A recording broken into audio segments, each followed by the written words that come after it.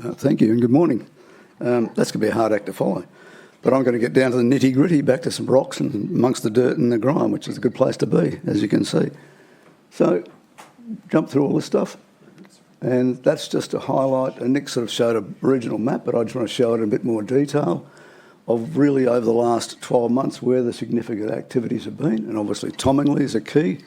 Tomingley is the cash generator. It provides the cash for us to keep doing other things and trying to find the next big deposit or get involved with another company. And we've done a lot of work on increasing the resource base, and I'll come back to that. The large project, the big one sitting in the background, what we call the Northern Molong Porphyry Project, Boda Kaiser system inside that.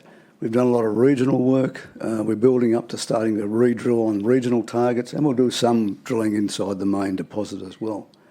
And then we've got other things, more in the pipeline, what I call the pipeline projects. We acquired what we call now the South Junee Porphyry Project. We acquired it off Sandfire about 18 months ago, and have really spent the last 12 months pulling all that data together. There's a history of about 40 years of exploration in that area, and trying to understand what we've got, and I'll show you just a little bit of that.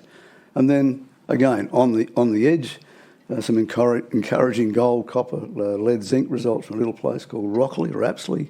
Again, at a very early stage, but enough indication to say that at some stage that project is worth following up. So into Tomingley. So left-hand side, you can see the geology map, a summary map with all the resources dotted down, the Coloma deposit in Coloma, Wyoming in the north, coming down all the way to the south down to Peak Hill. And we don't really say much about Peak Hill, except that in the last 12 months we had an academic study which really heightened our interest again. The potential for a large-scale porphyry system below that mine is quite substantial. The right-hand image is a gravity. We did detailed gravity. We combined it with our magnetics and our other geophysical techniques, and started to look at what other targets have we got in close proximity to the mine. And the reason for that isn't logical. You've got an operating plant. If you can continue to find deposits which are readily accessible and truckable to that plant, then obviously they're very valuable. And I just put up some of the intersections really from this year. You can see El Paso, if I can find the right thing to press. That's it. So El Paso is down in here somewhere. Off the south end of the current mine operating lease, San Antonio and Roswell are there, and there's Tomingley up there. Enough indication of El Paso to say, well, this is something worthwhile. It's a bit more geologically complex than what, say, with things like San Antonio and Roswell, but we're starting to understand that and more directed towards that. Surprising discovery was Plains out here right out on the far eastern edge. And that was starting to give us some feedback and say, well, maybe there's another system, another Tomingley type system coming down through here, running down on that eastern side of the belt. And these are just really totally untested areas. And then something we haven't talked about for probably 18 more so years is Tomingley 2, Tomingley 1 and Tomingley 2. Interesting mineralisation to the north of Tomingley on a structure coming up through there. And you can see those intersections. I've only put up one for Tomingley 2 just as an idea of what's there. So lots of good targets and lots of interesting things to do over the next few years. And this is now focusing in on what we call Tomingley and the Tomingley expansion project. It's a sort of a tilted 3D model. You can see the open cuts. You can see the underground workings. So there's Wyoming 1 underground working, Coloma underground workings down there.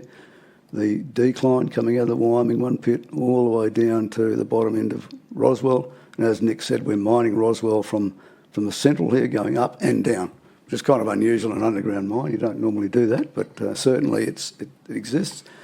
And then the follow-up things, what are we doing? So San Antonio, really just an open cut resource to date, but we're looking down below, looking to see what might be the potential longer term.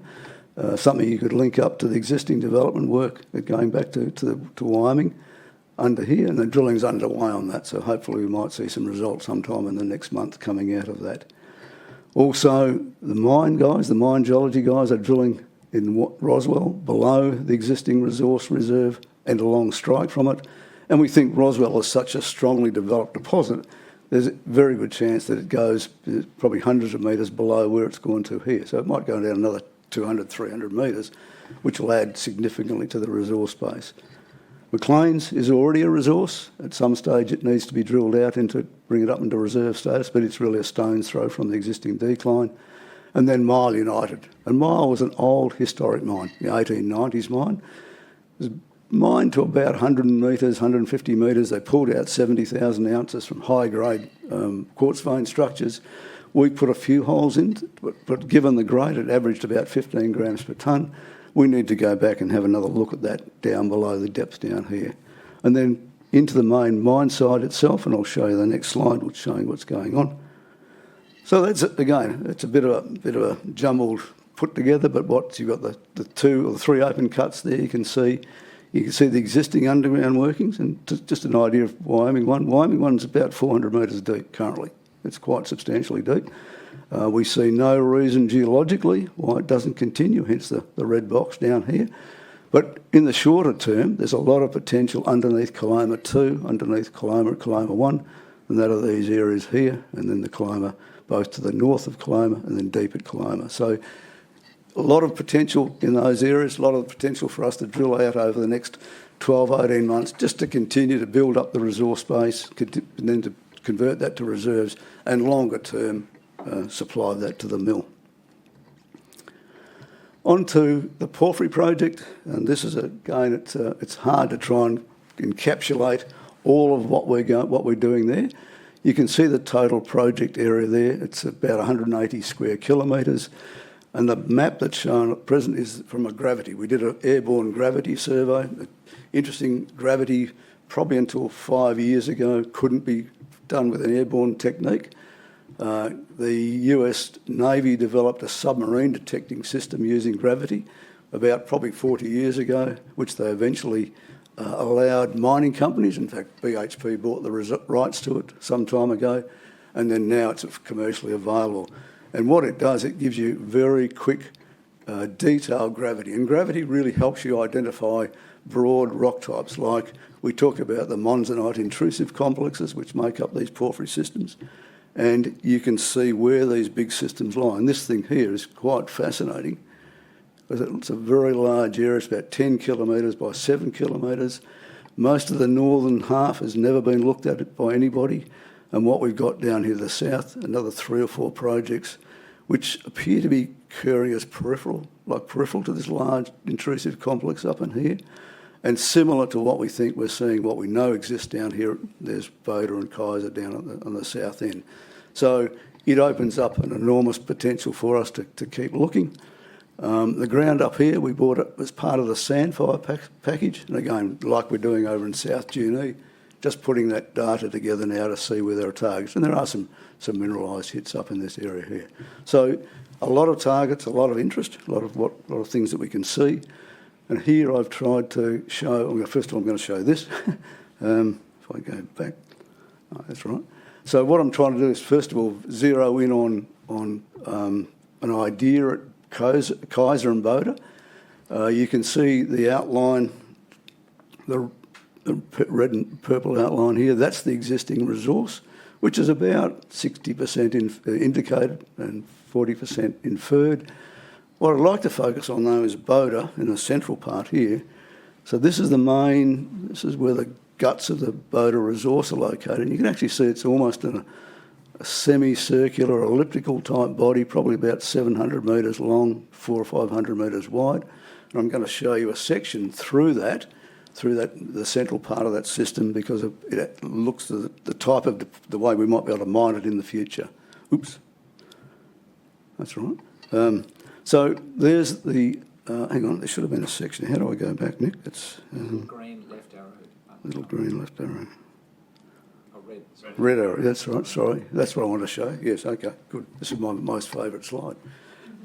So what I've done is shown here one section. Oh, it's a bit cheating a bit, but have one section right through the middle of the deposit, and there's the Eiffel Tower, just to give you a bit of scale size. So you can see the system extends from the surface down about 1.5 kilometres, and that's the depth that we've drilled to that sort of depth. It's a very big mineralised system.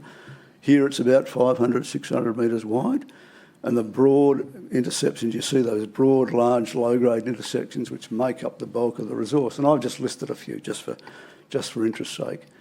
And probably what's more interesting when you look at some of these intersections, we zero in on what we call the high-grade breccia zone, and this is a sulphide breccia, part of the system.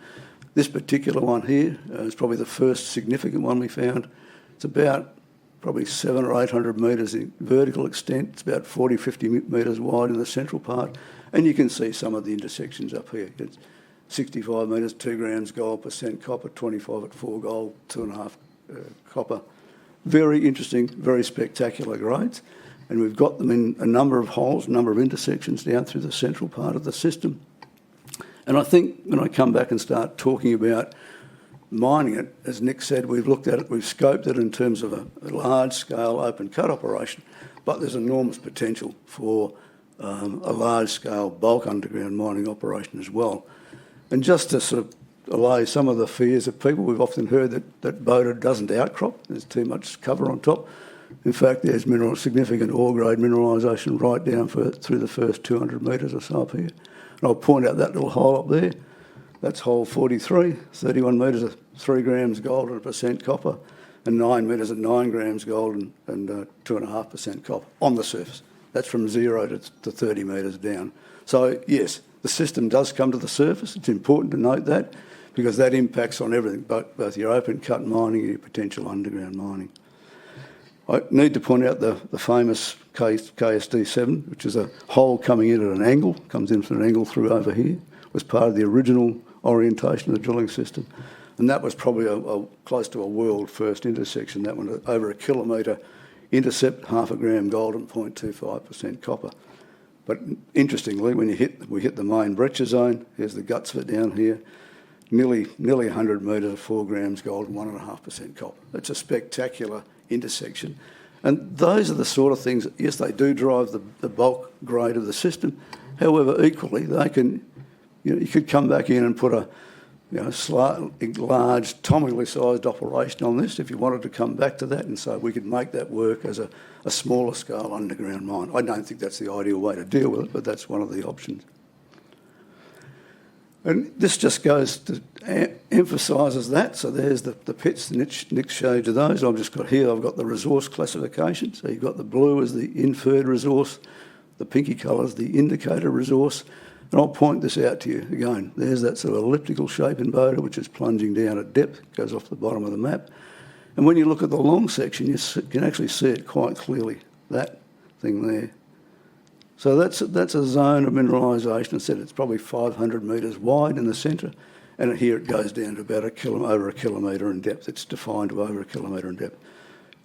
I'm not a mining engineer, but I look at that a number of times and say that's a perfect option for large-scale underground mine with a panel cave or block cave or those sorts of things. And you can look at that and you can say, okay, you have to run the model, you have to run the grades and see how does it work grade-wise and how does it work recovery. So, it's not, we haven't just parked the open cut. We said, righto, there's a lot of other options and we need to look at those other options. Just to the south side of the system, so we're now down here, so just off the south end, there's the main Boda deposit. And there's a thing down here we call Boda 2, 3, well known, don't they? You go from 1, 2 and 3. But that's the sort of main Boda 2, 3 resource down there. Not well defined, but we did late last year manage to hit another breccia zone, high-grade breccia zone at depth. It's outside the existing resource. It sits down in here outside the existing resource. It's below that. And again, got those spectacular intercepts that we see like up in the central part of the Boda system. There's an example of it here. 65 metres of a gram gold and nearly 0.4% copper. And going back and looking at that, where we've got the drilling, there's a 700 metre high peak to that system, which is just not tested. We know it's not tested along strike, it's not tested up dip, and it's certainly not tested down dip. So that opportunity is for another high-grade breccia zone, which when we incorporate that into the existing overall resource, should help the grade, help the tonnes, but also provides an alternative high-grade target. Oops. So other exploration we've talked about. So there's that large gravity. This is representing it as a different form, a sort of large, sort of annular-looking shape there. And some of the targets which we've got some existing drilling on, Haddington, up in that area there. And that's a typical early stage Boda type intersection. Nearly a gram gold, over 0.15% copper. Good indication that we're in a Boda type porphyry system. Glen Hollow, a little bit further to the south. Again, similar kind of intercept, 45 metres at nearly a gram gold and 0.2 copper. With that core zone, 21 metres. So, we're saying that these other things, similar to Boda, similar to Kaiser, already exist in another area, which in that area there alone is probably at least the equivalent of the Boda-Kaiser system. And Drill Creek, interesting, was a target that we hit only probably a few months ago without great expectations and dragged in 130 metres at 0.25 gold and 0.1% copper. And that was from 174 metres downhole to the end of the hole. And because it was an RC hole, we couldn't go any deeper, but certainly it does indicate that this style of mineralisation, the Boda style of mineralisation, does exist in this target. On to South Junee porphyry system. Just to put in this perspective, you remember the regional map, this is about 100 kilometres, 150 kilometres south of Tomingley, so it's in a totally different area. Just to the north of us here is Evolution's Cowell operation, 15 million ounce gold operation. Substantial system, slightly different to Boda. And the database that we got off Sandfire, this is magnetics. We've flown some gravity over it as well to try and assist target definition. And this is sort of like a complex geology map with the different targets showing up from the magnetics. And if you zero in on that and come across to here, Sandfire, other companies over time had drilled a number of generally shallow holes scattered across this whole system and actually generate some surprisingly interesting results. Like at Emola, you can see the results there. Further down, if you look at these closely, you'll wonder why the thing at the project site here is called the F1. All of these targets are all named after F1 tracks, hence Emola, Silverstone, Cataluna. So I can't at this stage pick the best. But again, I'm just trying to emphasise that we've just scratched the surface. All we've done so far is pull the existing database together, use our own techniques to analyse that data based on what we've seen at Boda and Kaiser, understand the whole systems and what drives them. And this is project down the road. So this is part of the long-term strategy of the company to find other targets over the next 5 or so years that potentially develop into resources. I think that's it. Thanks for that. No, just any questions first before I... Great. I'll hand back to the chairman. Yep.